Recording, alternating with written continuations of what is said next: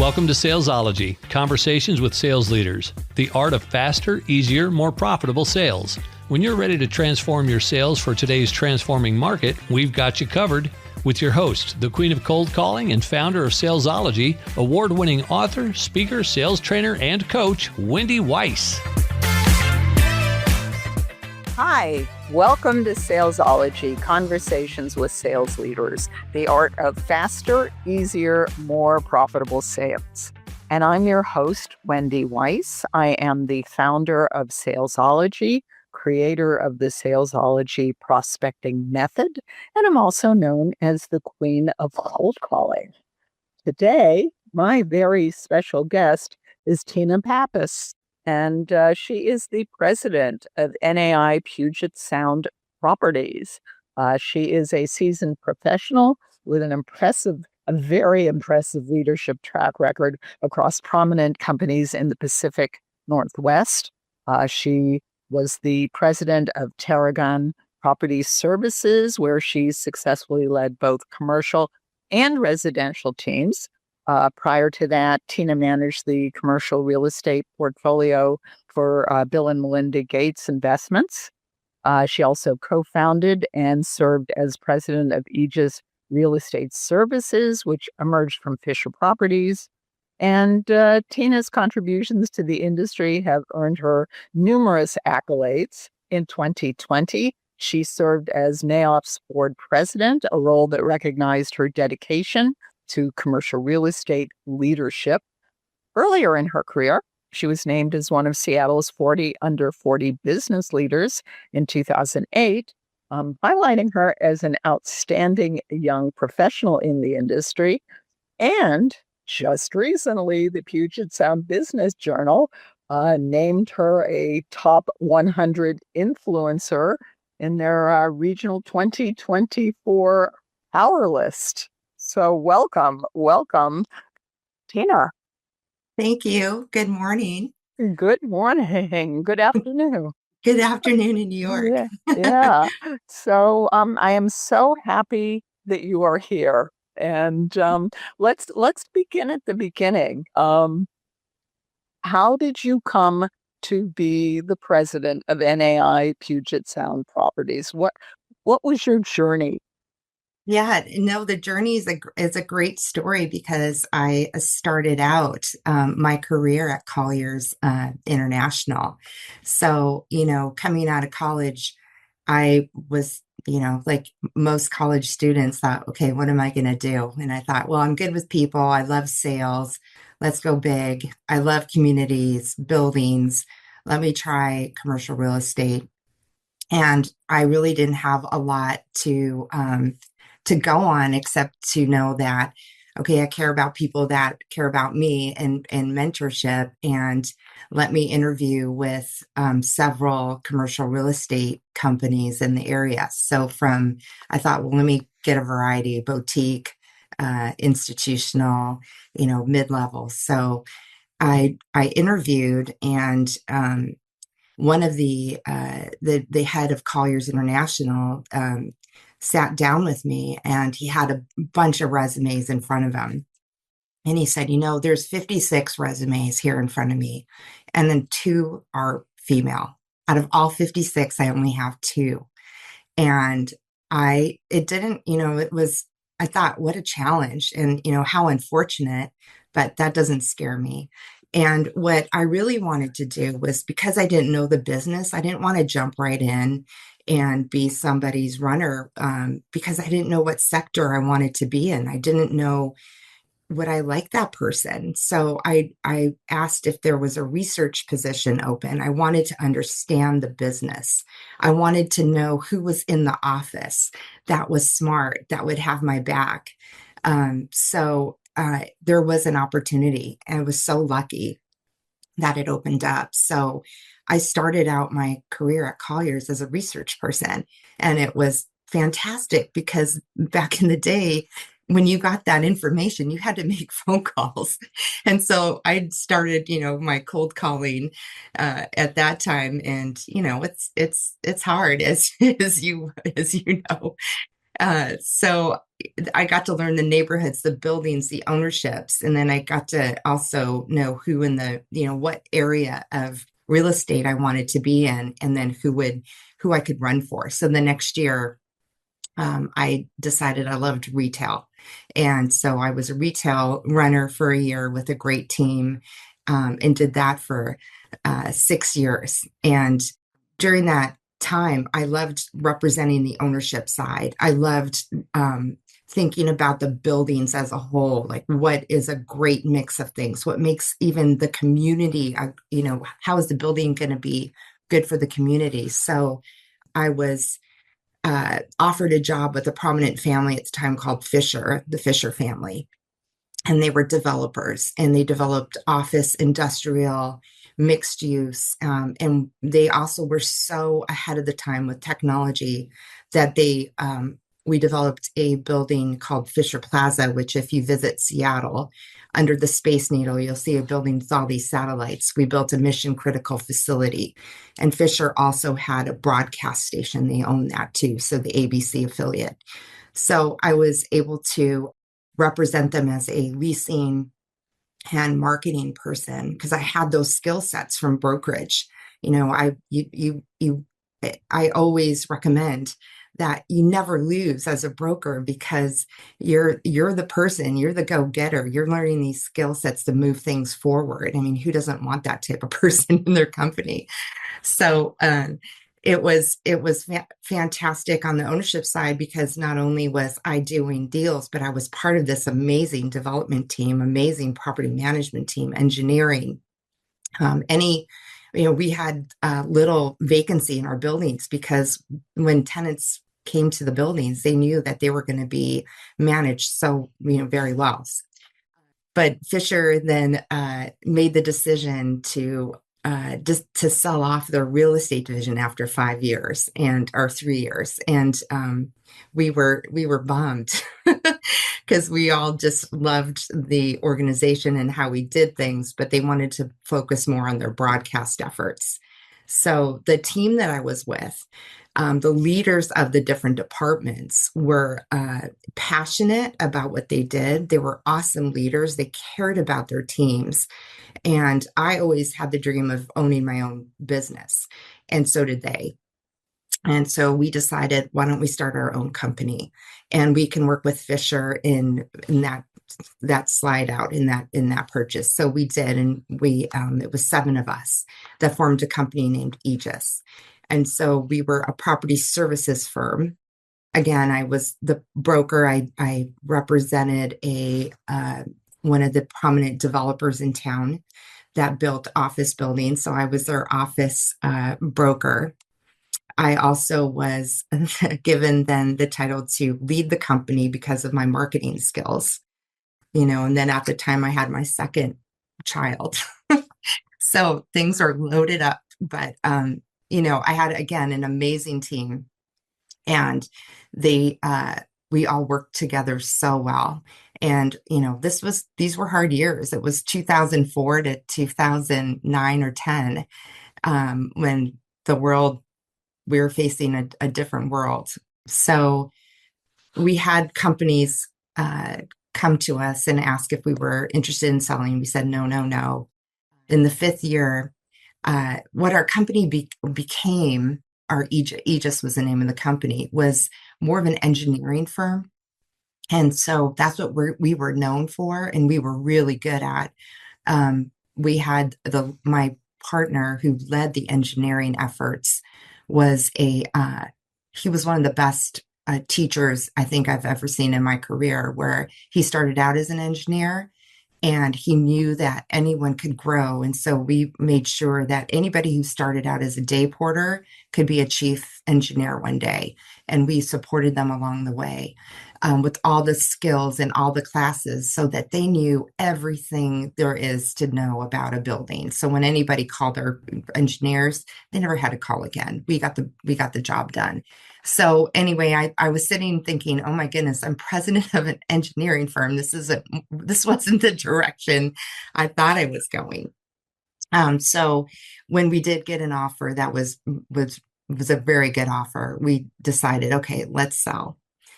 And so the next day, and this is probably one of the luckiest moments in my life, I got a call from one of our clients, and one of our clients was Bill Melinda Gates Investments, and they said, "Tina, we're looking for someone to manage our real estate. Would you be interested?" And I said, "Yes, I'm very interested, but I need a year off. I have two young kids. I just worked so hard for 5 years in three different roles, and they were so lovely, and they said, okay, well, let's talk in a year." And so I was able to get that job after a year, a little bit more than a year off. And that was one of the most special years, because I was able to take that time, focus on the kids, but still be engaged. As um, you mentioned that I was president of NAIOP. So NAIOP is one of the real estate organizations to be part of if you're in commercial real estate. And I had always was connected, even in that time off. I was engaged in things. So that kept me still connected to the commercial real estate world. So I spent 5 years with BMGI, and it was wonderful. I worked on so many different things and around the country, and had an amazing team there. Real estate wasn't their focus, and a lot of it was confidential. And I was such a connector, and I loved the local aspect that I really felt a tug. I went back to my days at Fisher, the company that I went to after brokerage, and thought I would love something like that again. And Tarragon, again, another prominent family that owns Tarragon, asked me to help and manage their teams, their development organization. So I took that job. And again, it was great because I immersed myself in development. And this time it was in the multifamily arena and commercial. So usually the multifamily divisions are separate from the commercial, especially on the management. Tarragon built those buildings. And once they were built, they went into the second company of Tarragon property managers. And that's where I took the president role with that company. So I was able to put teams together to manage our properties, and also learn a lot about multifamily, because I really didn't have that up until that moment about that experience. So that was a great 5 years, and had always brokerage tugging at me. And I thought, wow, do I want to go back to brokerage? What were some things I loved and some things that bothered me about it? And those things that bother, and it's a common complaint, is is there collaboration with brokerage? Are there mentorships with brokerage? Are there females in the industry with brokerage? And how do they think about things? So I did several brokerage companies actually spoke with me about leadership for the companies. It was just a moment in time where several in the city needed some help. When I spoke with NAI Puget Sound Properties, what grabbed me is that we have people here that have worked over 20 years. We have 8 people over 20 years, and we have 63 people in the company, 53 brokers. And it was all about collaboration. It was all about in the culture. That is an amazing culture here. I just listened to somebody say, hey, you added me on this listing. I really didn't help. And I heard the response, you're on our team. It doesn't matter. And that's the essence, is that we're all together in this, and what comes around goes around.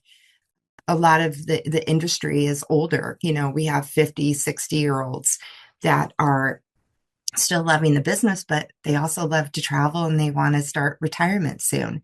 So that was an opportunity to hire younger brokers that can work alongside them. I mean, what an opportunity. If I had that when I was at Colliers, that would have been fantastic, to have just this business come your way. And also the guidance was such great individuals. So I hired this year about 10 younger brokers all fantastic, all in here before me today, which I was so happy to see, the early birds, and and that spark, and it also sparks up our our um, our brokers that they're working with. So that's there you go. There's my There's journey. the story. Yeah, so I want to ask you. Actually, there are a lot of things I want to ask you, but first I want Mhm. to ask you because we were talking about it a little bit before I hit record to start this interview.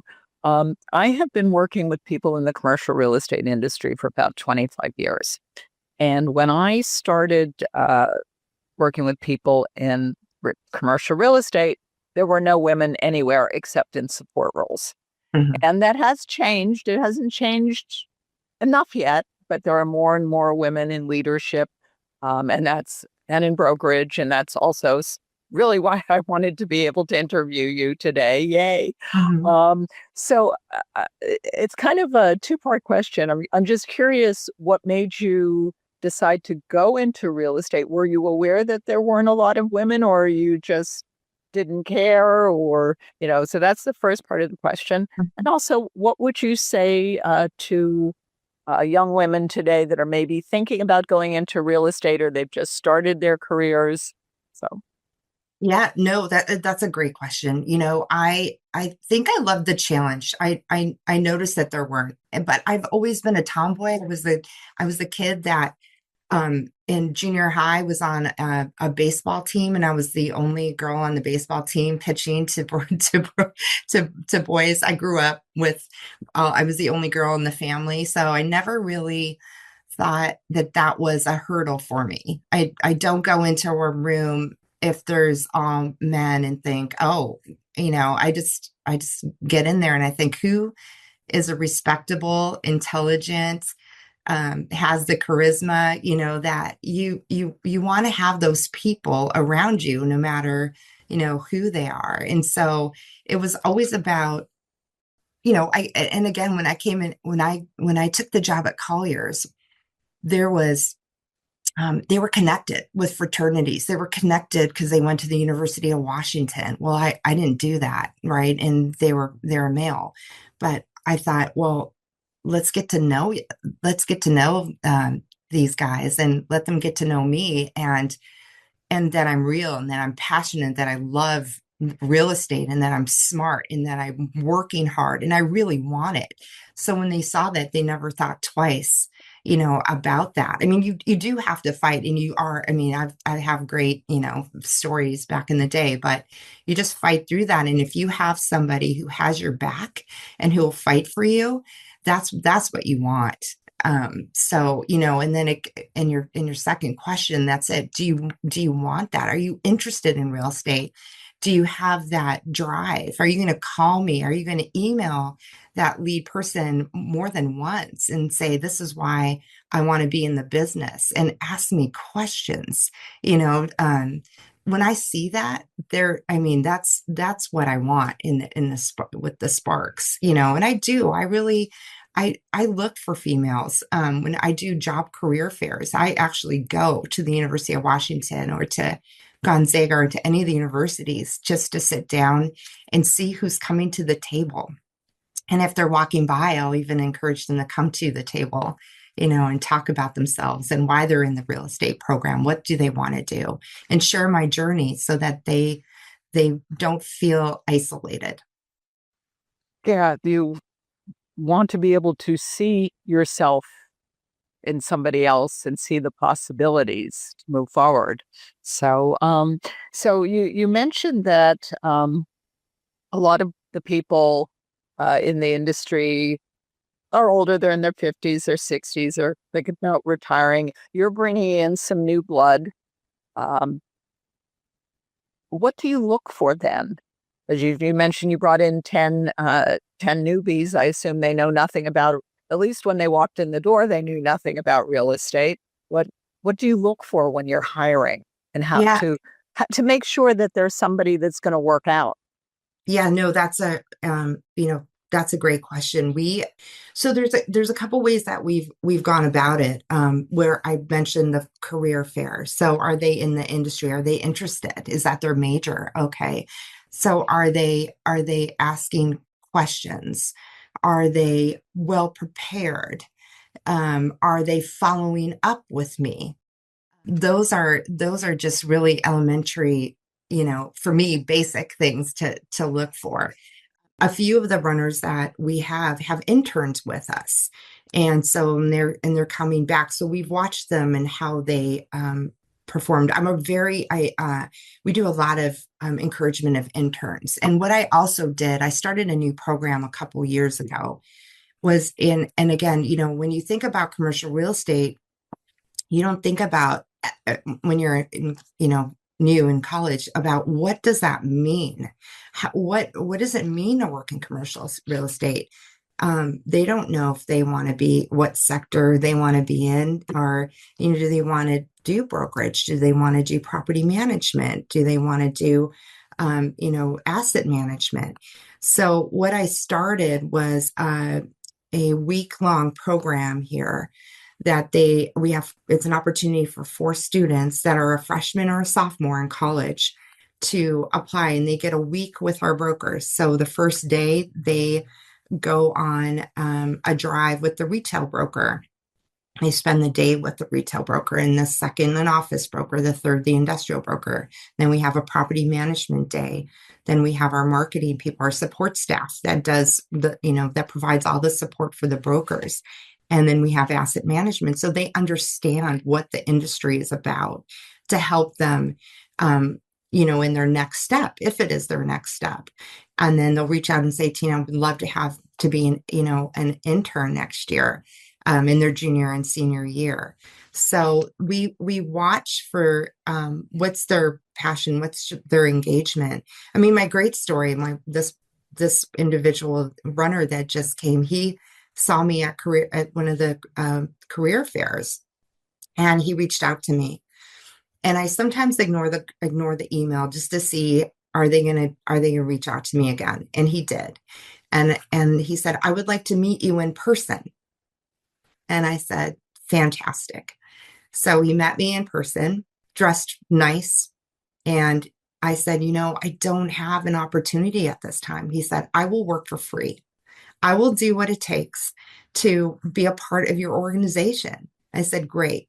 I'll give you some projects to work on. And so he came in the office, and I saw him taking out every broker in our office to ask about what they do, how they do it. And he connected with one of our seasoned brokers who said, I like this guy. And I said, he still has a year left of college. And he said, you know what? I'm going to share my commissions with him. That is what he's going to get. And we would like to work together. And so he's one of my runners for the brokers, and he can make a lot of money in his senior year of college. So it was those, what I kind of described as having that desire and just thinking, I'm not going to say except no if I really want it. Well, I love that story. That's a wonderful, wonderful story. And, Tina, in preparation for our interview today, I had asked you some questions about wins that you and your team have had recently. And I'm just going to read what you gave me. You said, our company has won 6 out of the 7 times best companies to work for, the Puget Sound. That's from the Puget Sound Business Journal. And you were also the winner of the Seattle Times Best in the Pacific Northwest. You won that 2 times. And so how did you make the company one of the best companies to work for in the Pacific Northwest? Because I would imagine that being a really good company to work for is something that would keep really good people around, get them to stick. Yeah, absolutely. I came to NAI, Puget Sound Properties less than 2 years ago. So my predecessor, who managed NAI Puget Sound Properties, he actually was my first boss at Colliers when I was a research person. So back to that story. And so Scott, I knew that he was such a great manager. And he said to me, you're never going to find a place like this place. It's just got incredible people. The principles are that are part of this company are all about collaboration, and they're authentic. And so he was right. I mean, I sat down with 14 or 15 brokers. Many I knew because I worked with them or did deals with them. So I knew about their reputation, and that mattered to me. So when I took the job, when Scott retired back in January 23, it was no, right? 22. COVID always messes me up. COVID Whatever. messed It'll everything be up. 2 years in January. He was right. It's all about the leadership. And when I met with every one of them, they just care so much about the collaboration, and they're just good people. They do what they say. And so when people feel that, and that they're really cared for, it's your second family here. That means more than having free, lunches every day, and so we do a lot of things um, to, I do a lot of things that will be of interest for everyone's time in life. So, if we do a happy hour, it may not be a great time for someone who has to run for football practice or baseball practice, because I've been there before. So do we do some fun birthday lunches, right? And we're actually doing this really, I'm putting on this fun event here in a few weeks where, because we were recognized as the best companies to work for, we receive a Mariners jersey. It's this beautiful Mariners were framed. And so we have, 6 of them in the office. And I thought, we are about team. We have many athletes, former collegiate athletes that are part of this team. So I put together, I said, send me some sport photos of each of you from high school, from college. And I wasn't telling them what it's about. So we've collected photos, and some are elementary school, some never were in sports, or some, did race car driving, right? It's everything.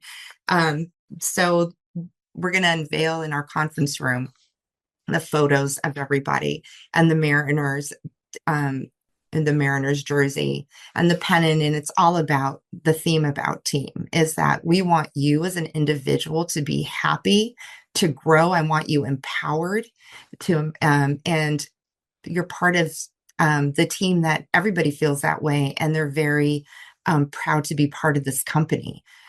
Again, it's so basic, right? It really starts with the people and their passion, and do they really love what they do, because they'll inspire the next person.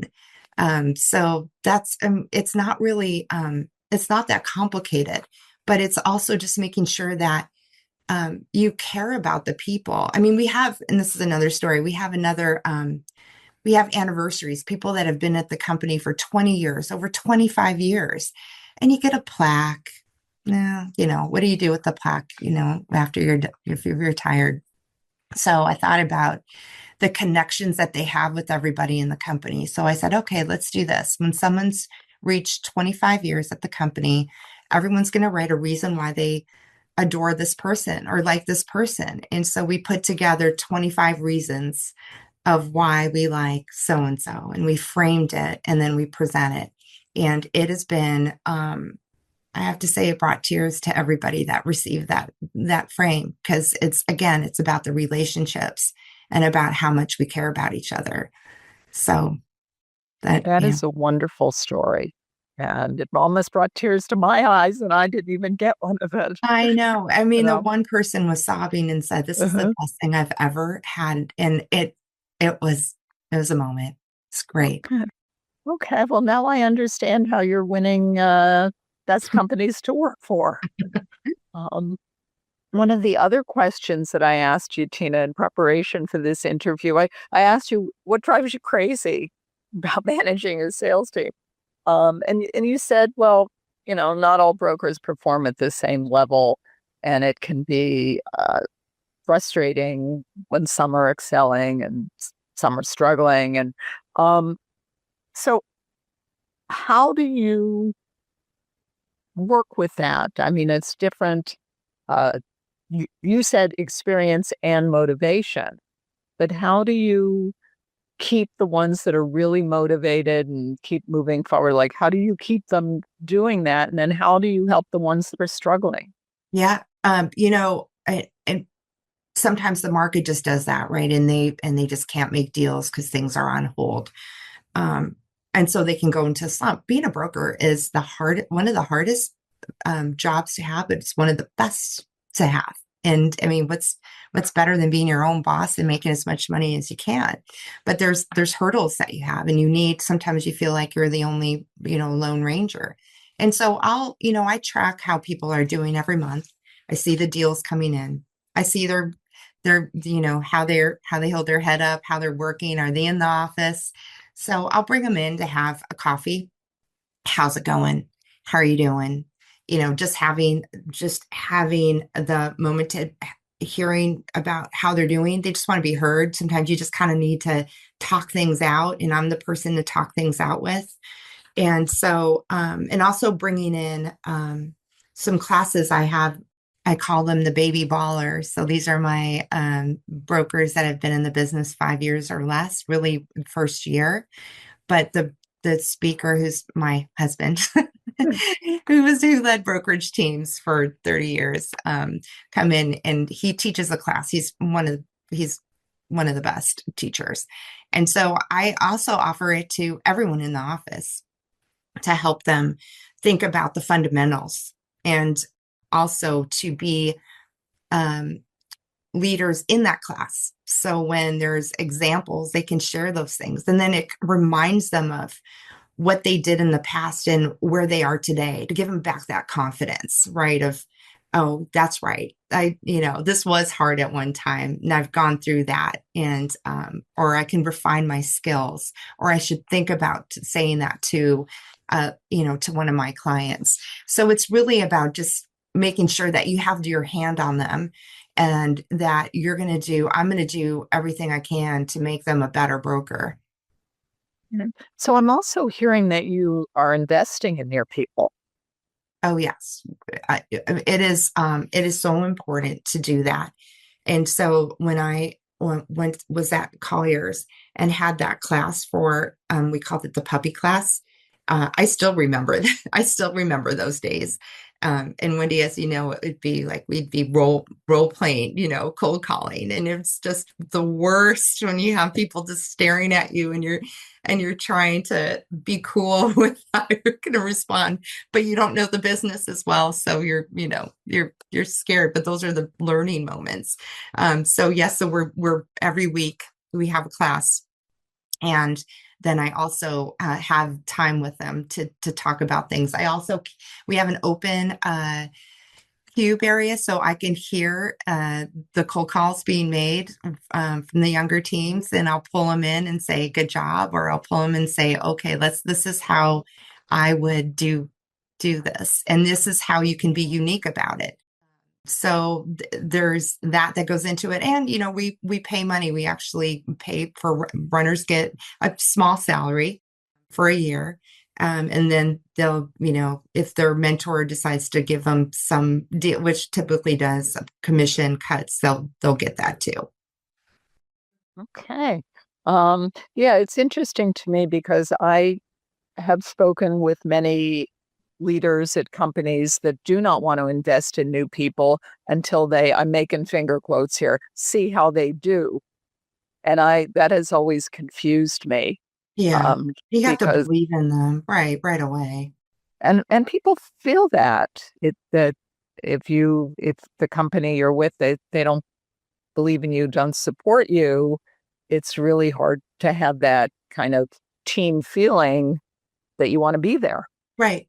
And, and if you've been, I can remember those days so clearly, how I was feeling about things and how I needed the support, or somebody just reaching out to me to help me with a letter of intent, or asking me to go to crew a women's real estate organization. Those moments were so big for me. So I always keep those in mind. And I know that it matters into helping my younger team grow.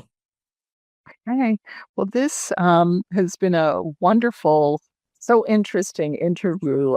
Thank you so much for being here, Tina. And if people want to connect with you, where can they find you? They can find me on LinkedIn. Feel free to go to my LinkedIn page. You could also go to our NAIPSP website and feel free to find my contact information there.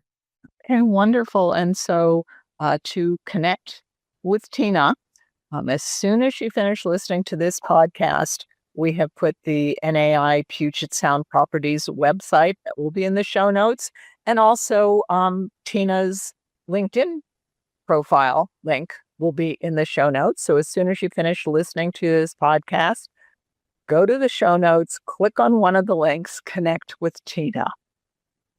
And you have been listening to Salesology Conversations with Sales Leaders with my very special guest, Tina Pappas, who is the president of NAI Puget Sound Properties.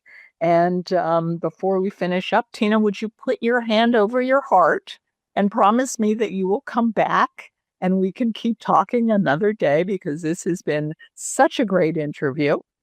Oh, thank you. Yes, I promise. And I have my hand over my heart. She does. She has her hand over her heart. So Tina will be back, and we will keep talking about how to make the workplace better and recruit and keep fabulous people. And to all of our listeners today, thank you for listening. If you have found value in listening to today's podcast, then please think about one sales leader, one business owner, one entrepreneur, somebody that you know that you think might also find value in listening to this podcast. And please just share the link with them.